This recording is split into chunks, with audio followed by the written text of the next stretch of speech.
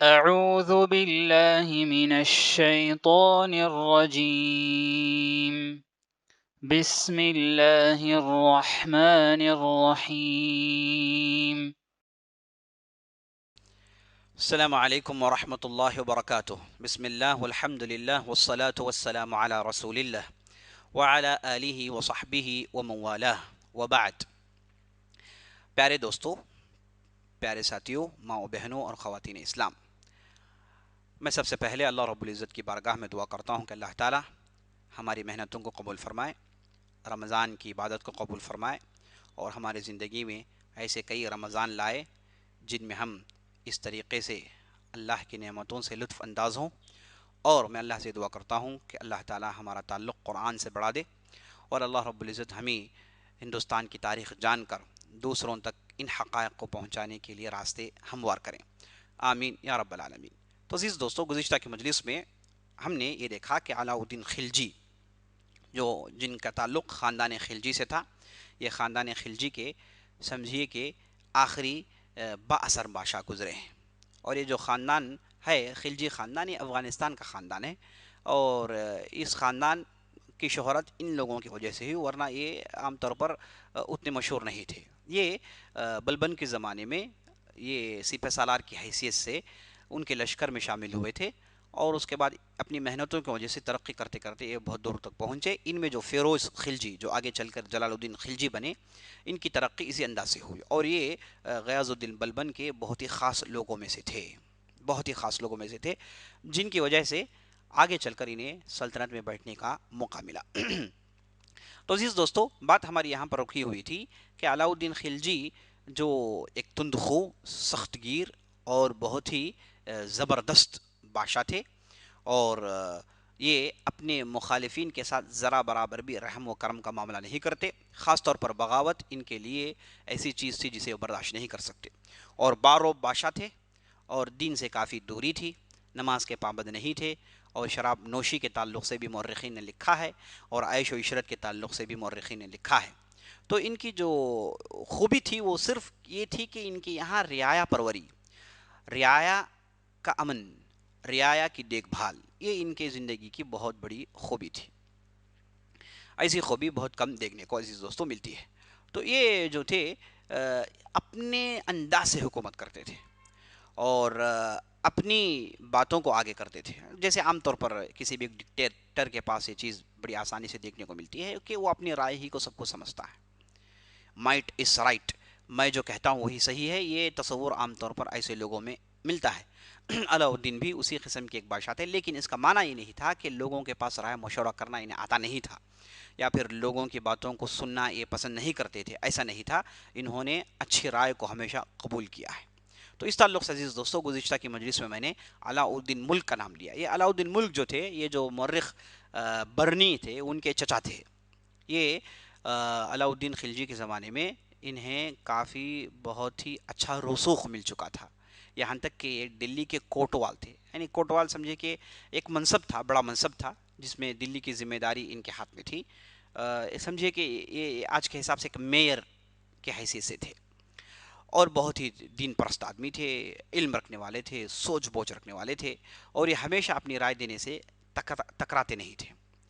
ایک مرتبہ ہوا یہ کہ علاء الدین خلجی کو ان کی دولت کی فراوانی اور رعایا میں ان کی مقبولیت اور مال و دولت کا غرور انہیں گدگدی میں ڈال دیتا ہے. عجیب و غریب تصور سوچنے لگتے ہیں، اور اچانک ان کے ذہن میں بات آئی کہ میرا نام قیامت تک رہے، دنیا ختم ہونے تک لوگ مجھے یاد کرتے رہیں. ویسا کچھ میں کرنا چاہتا ہوں. کچھ کر دکھانے کا جذبہ اس حد تک پہنچ گیا کہ یہ سرکش ہو گئے. مرتے دم تک، یعنی قیامت خط آنے تک لوگ انہیں یاد رکھیں. اس کے لیے کیا کرنا چاہیے، یہ صاحب کے ذہن میں بات آئی. اب اسے لے کر کئی دنوں سے سوچ رہے ہیں. تو ایک مرتبہ انہوں نے اپنی مجلس میں یہاں تک کہہ دیا کہ محمد رسول اللہ صلی اللہ علیہ وسلم جو تھے وہ اپنی شریعت لائے، اور ان کی شریعت کی ترقی کے لیے ان کے 4 خلفاء ان کے ساتھ تھے.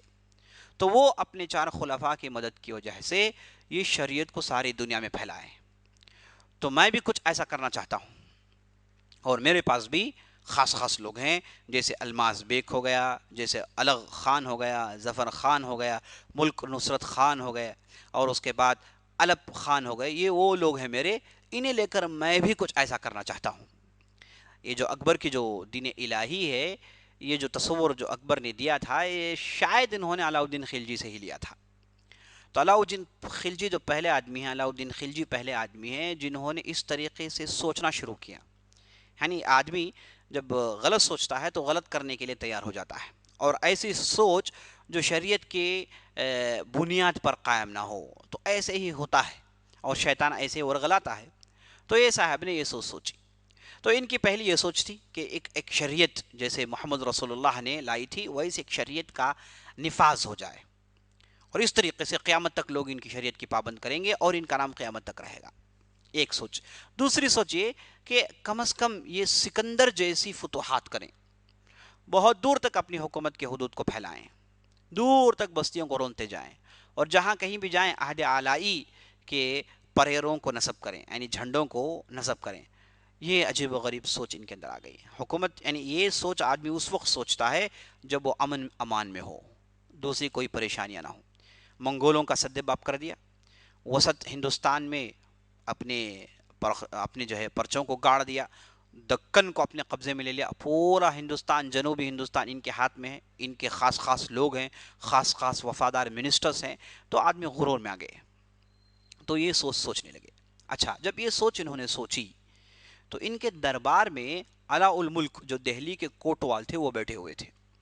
تو یہ جب انہوں نے سوچ پیش کی تو علاء الدین خلجی کو معلوم ہے کہ مجلس میں ایسے سوچ بوچھ رکھنے والے موجود ہیں جو انہیں اس تعلق سے چپ کرانے کی کوشش کریں گے. تو یہ سوچ کر انہوں نے سبقت کی اور ان لوگوں سے کہا کہ چلو اپنے رائے مشورے دینے کے لیے آگے بڑھو.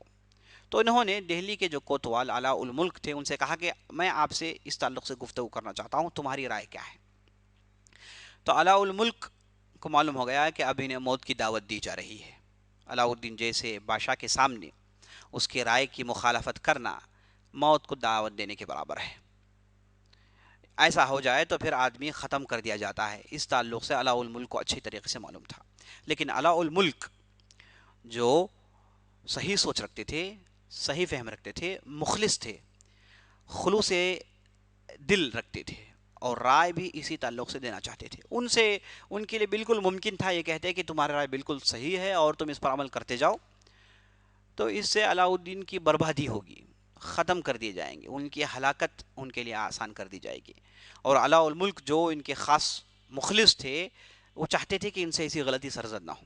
اور علاء الدین کے مخلص ہونے سے زیادہ وہ اللہ کے لیے مخلص تھے، اللہ کے دین کے لیے مخلص تھے. وہ نہیں چاہتے تھے کہ کوئی مسلمان بادشاہ یہ حرکت کرے اور وہ بربادی کے سامان مہیا کر لے. تو اس وجہ سے علاء الملک نے کہا کہ اے جہاں پناہ، میں میری رائے دینے سے پہلے میں یہ چاہتا ہوں کہ آپ کے مجلس میں جو شراب رکھی ہوئی ہے اسے ہٹا لیا جائے، اور مجلس کے جو رنگ و زینت ہیں اسے ہٹا لیا جائے. آپ اپنے خاص لوگوں کے ساتھ بیٹھیں، میں ان سے خاص گفتگو کرنا چاہتا ہوں. مجلس میں جو بھی غیر خاص لوگ ہیں آپ انہیں ہٹا دیں گے تو میں میری رائے دینے کے لیے تیار ہوں. یعنی یہ تیاری کر رہے ہیں کہ اگر انہیں ختم بھی کر دیا جائے، اگر یہ قتل بھی کر دیے جائیں تو یہ بات اندر ہی رہ جائے، برملا بات نہ ہو. تو اس وجہ سے تیاری کر رہے ہیں.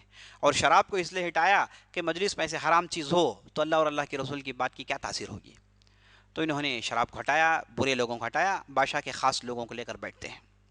اب علاء الدین، پہلے تو علاء الدین کا اس کے لیے ماننا اور اس طریقے سے مجلس کو صاف کرنا یہ انوکھی بات تھی. بہرحال علاء الدین کر کے علاء الملک کے سامنے بیٹھتے ہیں. اور مورخین یہ بھی کہتے ہیں کہ علاء الملک کی بات آخر علاء الدین نے اس وجہ سے مانی کیونکہ علاء الملک ایسی شخصیت کے حامل تھے، ان کا دل اور زبان ایک تھا، وہ منافق نہیں تھے. اور علاء الدین جانتے تھے کہ یہ میرا مخلص آدمی ہے، ایسے آدمی کو دور کرنے میں نقصان ہے. تو ان کی شخصیت انہوں نے بنائی تھی، اور ان کا زہد، ان کا تقوی، ان کا اللہ کا ڈر مشہور تھا، اور ان کی کردار بھی ویسے تھی، عمل بھی ویسے تھا. تو اس لیے علاء الدین خلجی اس بات کو ماننے کے لیے تیار ہو گئے. تو ہٹایا اور گفتگو کے لیے بات آگے کی.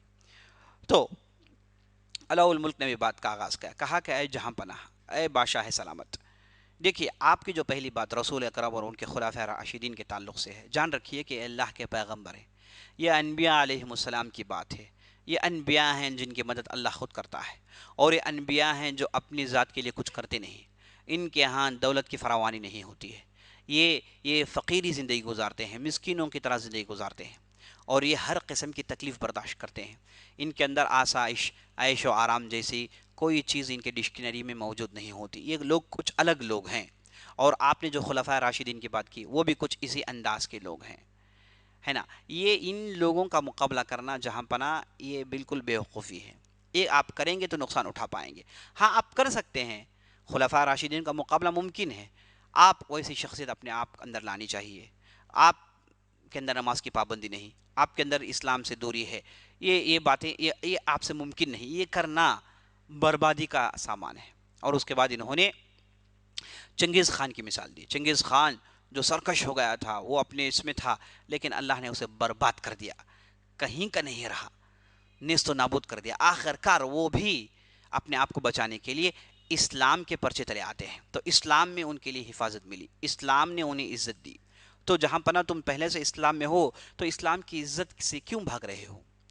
تو ان کی جو نصیحت تھی بہترین انداز سے انہوں نے پیش کی، اور جو پیش کرنا تھا پیش کیا. ڈرے نہیں، موت سے انہوں نے ڈرا نہیں. یہ اپنی بات جو پیش کرنی تھی اخلاص کے ساتھ پیش کر دی. معلوم ہے کہ علاؤ الدین جیسے بادشاہ کے سامنے ایسی باتیں کہنا موت کو دعوت دینے کے برابر ہے، لیکن انہوں نے اپنے رائے سے اپنے آپ کو پیچھے نہیں رکھا. دیکھیے علاؤ الدین خلجی اگر یہ رائے نہ ہوتی تو برباد ہو جاتا، سارے لوگ اسے لعنت بھیجتے اس پر. لیکن ہم دیکھتے ہیں کہ الٹا وہ ولی بن گئے. لوگوں نے انہیں ہمیشہ یاد رکھا، ان کے قبروں میں لوگ جا جا کر چڑھاتے رہے. وجہ یہ کہ یہ جو ہے ان کی رائے تھی، تو ان کی رائے کو قبول کرتے ہیں. تو یہ اس پر لمبی گفتگو کرتے ہیں علاؤ الدین، یہ کیوں نہیں، یہ کیوں نہیں. تو اس کے بعد علاؤ الملک شریعت کی پابندیوں کا علم دیتے ہیں، بتاتے ہیں کہ یہ شریعت میں ممکن نہیں، یہ شریعت ہے، یہ اسلام ہے، قرآن یہ ہے، یہ حدیث ہے، یہ اللہ کا کلام ہے.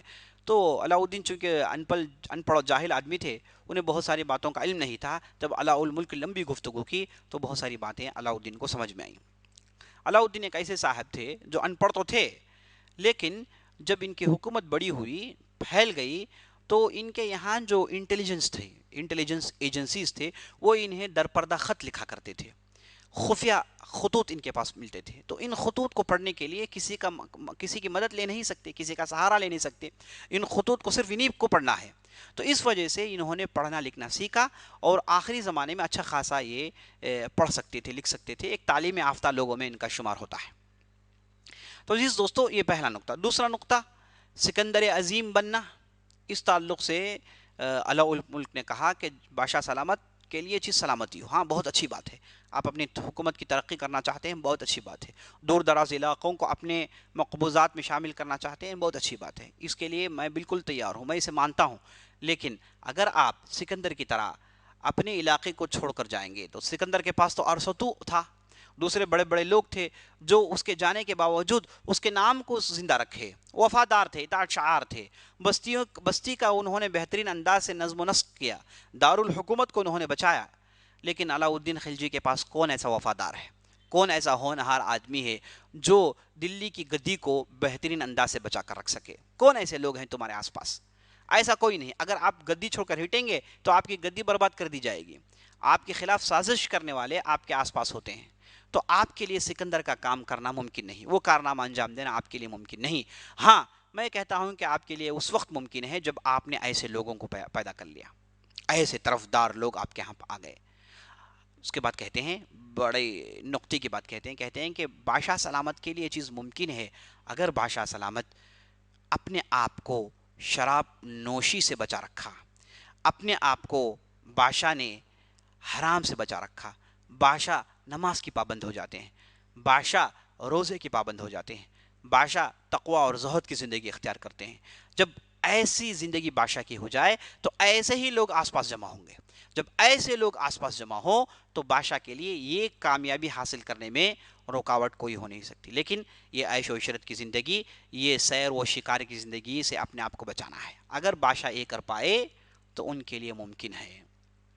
تو یعنی علاؤ الدین کے جو دو نقطے تھے جسے وہ بہت بڑے نقطے سمجھتے تھے، دونوں نقطوں کی تردید کر دیتے ہیں بہترین انداز سے. اب علاؤ الملک کو معلوم ہے کہ بادشاہ کا ہو سکتا ہے کہ ریاکشن بالکل مختلف ہو اور انہیں نقصان ہو جائے، لیکن انہوں نے اپنی رائے دی، اور علاء الدین نے ان کی دونوں رائے سننے کے بعد آخر کہا کہ اے علاء الملک، میں تمہاری رائے مانتا ہوں، اور مجلس کو دیکھ کر کہتے ہیں کہ آئندہ تم میرے زبان سے اس قسم کی باتوں کو نہیں سنو گے، میری زبان سے شریعت کے خلاف کی باتوں کو نہیں سنو گے، ایسی بہکی باتوں کو تم دوبارہ میرے سامنے سن نہیں سکو گے۔ اور اس کے بعد علاء الملک کی تعریف کرتا ہے، مدح و پذیرائی کرتا ہے اور تحفے تحائف دیتا ہے، اور علاء الملک کے اوسان خطا ہو جاتے ہیں، یہ تصور نہیں تھا انہیں، لیکن بادشاہ نے ان کی بات مان لی۔ کبھی کبھار ہوتا ہے عزیز دوستو، آپ اپنی رائے دینے سے اپنے آپ کو روکے مت رکھیے، اپنی رائے دیجیے، اپنی رائے دیجیے اور اپنی رائے کو سبسٹینشیٹ کیجیے، اپنی رائے کو آپ مضبوط بنائیے، دلائل کے اعتبار سے سمجھانے کا انداز اختیار کیجیے۔ بعض لوگ ہوتے ہیں اپنی رائے دیتے ہیں، وہ چاہتے ہیں کہ رائے دینے کے ساتھ ساتھ سب مان لیں، اور اپنی رائے دیتے بھی ہیں تو ڈنکے کی چوٹ پر ٹھہر کر دیتے ہیں، ایسی رائے دیتے ہیں اور اس انداز سے دیتے ہیں کہ لوگ ان سے متنفر ہو جاتے ہیں، ان سے دل برداشتہ ہو جاتے ہیں۔ ایسی رائے دینا ٹھیک بات نہیں، اپنی رائے صحیح ہے، آپ اسے صحیح سمجھتے ہیں، لیکن اسے پیش کرنے کا بھی طریقہ ہوتا ہے، اپروچ بہت ضروری ہے، اپروچ آدمی کا اسلوب بہت ضروری ہے۔ تو علاء الملک کو کامیابی ملی ان کے اپروچ کی وجہ سے، انہوں نے وہ کچھ کہہ دیا جو علاء الدین خلجی تصور بھی نہیں کر سکتا تھا، لیکن انہوں نے اپنی بات سنائی اور اپنی بات کو دلائل سے دیا، مثالیں دی، تاریخی مثالیں دی۔ تو اس طریقے سے اگر کوئی آدمی اپنی اوپینین کو دلائل سے مضبوط کرتا ہے، اپنی اوپینین کو تاریخی واقعات کو جوڑتا ہے، اپنی اوپینین کو بہترین انداز سے پیش کرتا ہے، تو آدمی اپنی رائے میں کامیاب ہو سکتا ہے۔ آج ہم کتنے محتاج ہیں کہ ہمارے درمیان ایسے آرگنائزیشنز ہوں، ایسے ادارے ہوں، ایسے مراکز ہوں جو اسلام کے بول کو بالا کریں، اسلام کی ترقی کریں، امت مسلمہ کے ہاتھ کو تھامیں۔ کسی بھی قوم میں، خاص طور پر ہندوستان جیسی عظیم قوم، یہاں پر مسلمانوں کی جو اتنی بڑی تعداد ہے، یہ تعداد کے عزیز دوستو ترقی اس وقت ممکن ہے اگر ان کے درمیان مختلف قسم کے آرگنائزیشنز ہو، مراکز ہوں، مختلف قسم کے لوگ مختلف انداز سے اسلام کی طرفداری کرنے کے لیے، ہندوستان کے مسلمانوں کی طرفداری کرنے کے لیے، ان کی حفاظت کے لیے کام کرتے ہوں۔ مسلمانوں میں ایجوکیشن میں کام ہونا چاہیے، بہت کم ہے۔ مسلمانوں میں دوسرے علوم میں ترقی کم ہے، مسلمانوں میں کردار کی خامی ہے، مسلمانوں میں مال کی خامی ہے، مسلمانوں میں غریبی عام ہے، کتنے خامیاں ہیں عزیز دوستو۔ اس کے لیے آرگنائزیشنز کی ضرورت ہے، این جی اوز کی ضرورت ہے، جس میں مسلمان کام کریں۔ عزیز دوستو، ایسے آرگنائزیشنز ممکن نہیں اگر ٹھیک ڈھنگ سے رائے دینے والے موجود نہ ہوں۔ مخلصین کا گروہ، مخلصین کو ساتھ جوڑنا ہے، نیک لوگوں کو ساتھ جوڑنا، ایسے نیک لوگ ساتھ جوڑتے ہیں تو کام کامیابی کی حد تک پہنچتا ہے۔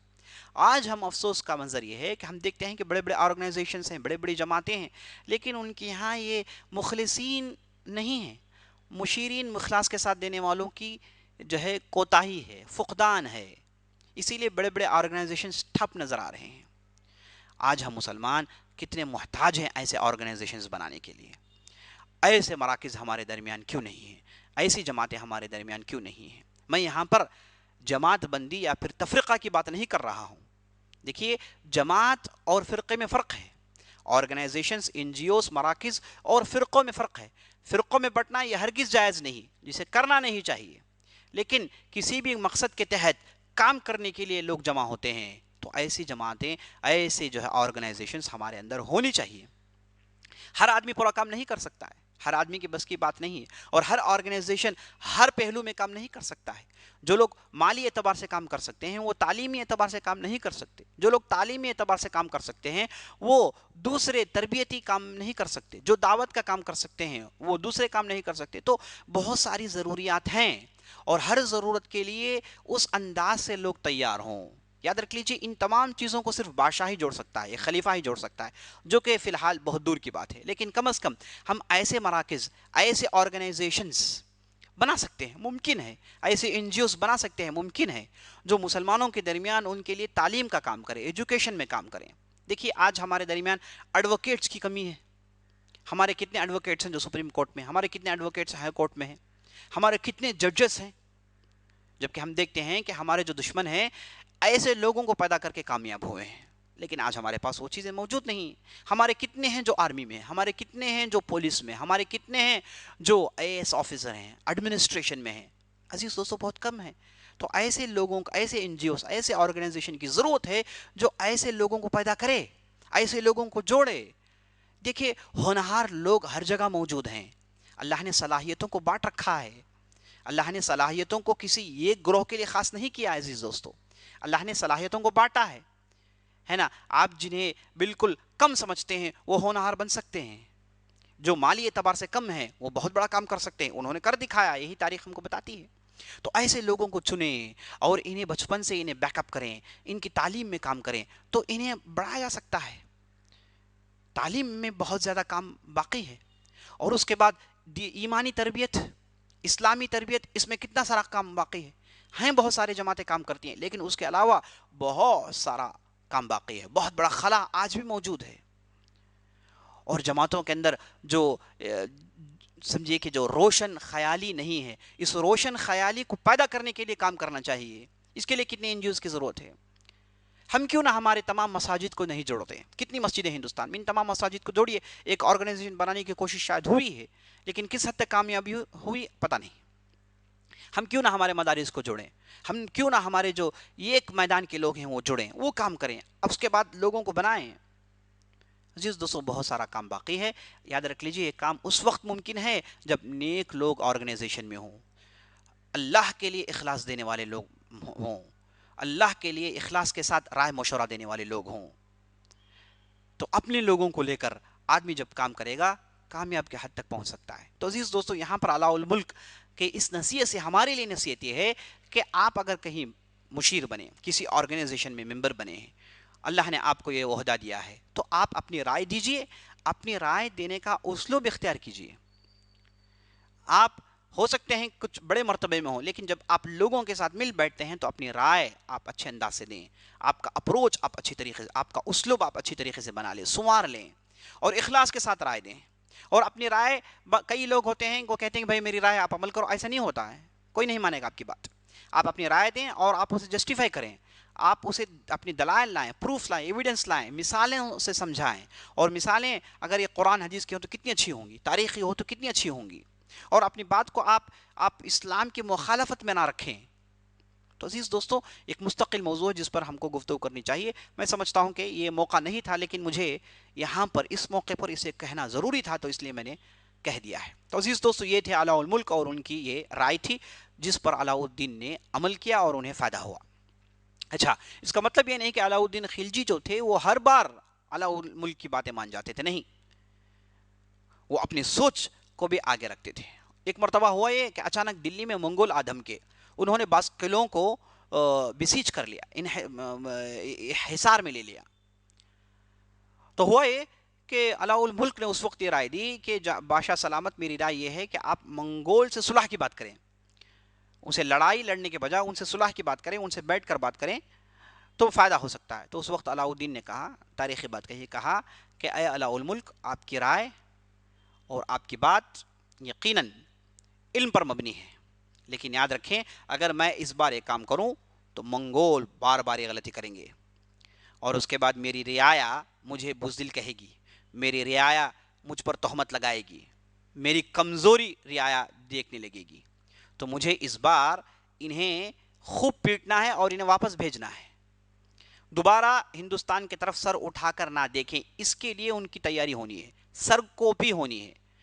اور اس کے بعد علاء الملک سے کہا کہ آپ نے رائے آپ اپنے پاس رکھیے، آپ کی رائے آپ کے لیے مبارک، میں میرا کام کرنے والا ہوں. یہ کہہ کے وہ زرہ پہن کر اپنے لوگوں کو جاتا ہے اور منگول کی ایسی پٹائی کرتا ہے. اس کے بعد کئی سال تک ہندوستان کی طرف پلٹ کر نہیں دیکھے. تو اس میں معلوم ہوا کہ علاء الدین خلجی کی رائے بالکل صحیح تھی، یہاں پر علاء الملک غلط تھے.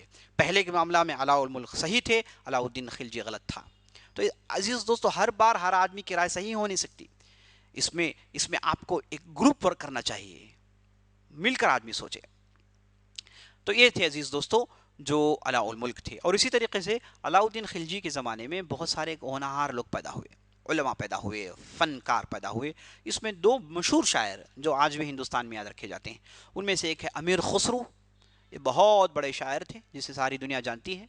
ہندوستان کے 4 ایسے شعراء ہیں جنہیں عالمی شہرت حاصل ہے. ہندوستان کی نوٹ کر لیجیے بات، ہندوستان کے 4 ایسے شعراء ہیں، پوئٹس ہیں جنہیں اللہ نے عالمی شہرت دی، ساری دنیا انہیں جانتی ہے. اس میں سب سے پہلا امیر خسرو، نمبر 2 فیضی، نمبر 3 غالب، اور نمبر 4 علامہ اقبال۔ یہ ایسے شاعر ہیں ہندوستان کے، فارسی اور اردو میں ان کا ایسا کام ہے جنہیں ساری دنیا مانتی ہے۔